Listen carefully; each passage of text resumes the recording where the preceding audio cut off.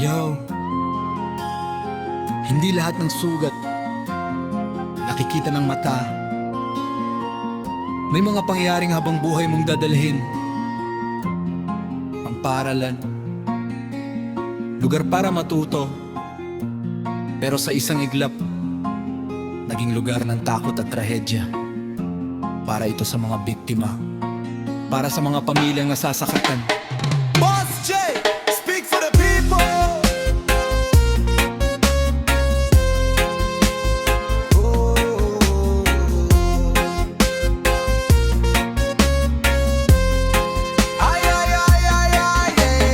Ordinaryo nga adlaw kabataan nagkaklase. May notebook, may pangandoy, future nga irabase. Pero tigda may buto tanan waray nakaandam halway nagkagubot kahadlok ang ginabat tanan. Tulo ang kinabuhi nga waray na bumalik damoan samaran pamilya diri mahimutang kalit. Mga classroom nga puno unta katawan napulihanin sirenangan mga luha nga nag-awas na. Tingog han katawan na mamati ka ba?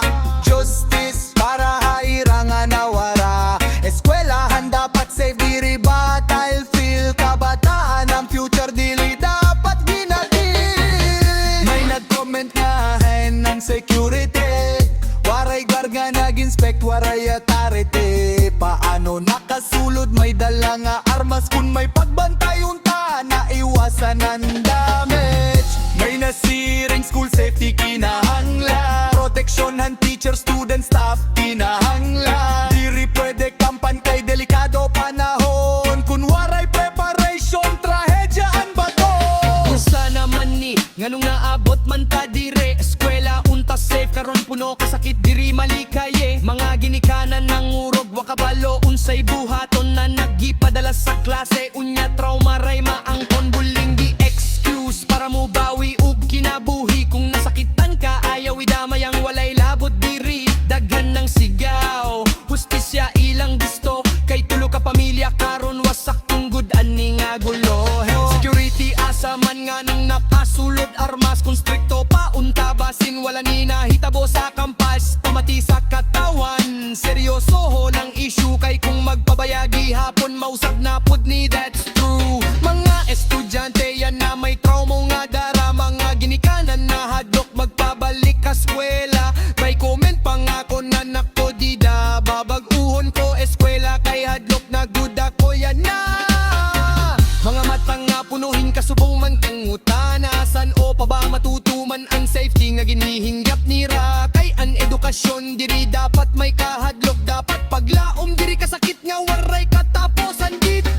May mga tanong sa isip ng bawat magulang ngayon. Safe pa ba ang eskwela o takot ng dahilan ng panahon? Dati pangarap lang dala papasok ng classroom. Ngayon may kaba sa dibdib bago magpaalam sa hapon. System check pero bakit laging kulang ang bantay? Metal detector na sa papel pero sa realidad wala namang tunay na gabay. Sinong accountable kapag may buhay na nawala? Lessons learned na naman ba ang isusulat sa trahedya? We need action, hindi puro press release at salita. Kasi every second matters pag panganib ay nasa lupa. Install real security, train the staff, protect the zone. Hindi pwedeng next time kung buhay ng kapalit noon.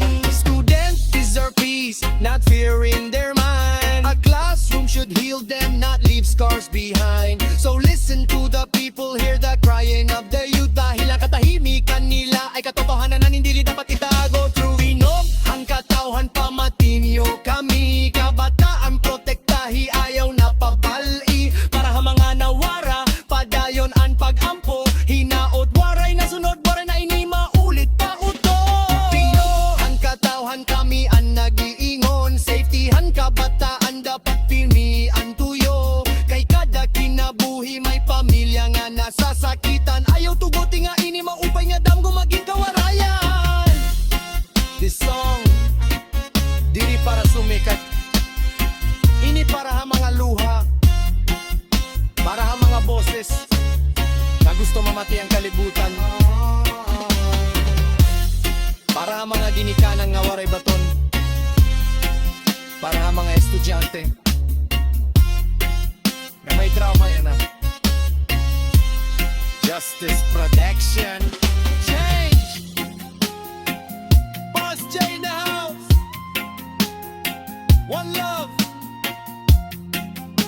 Rest in peace.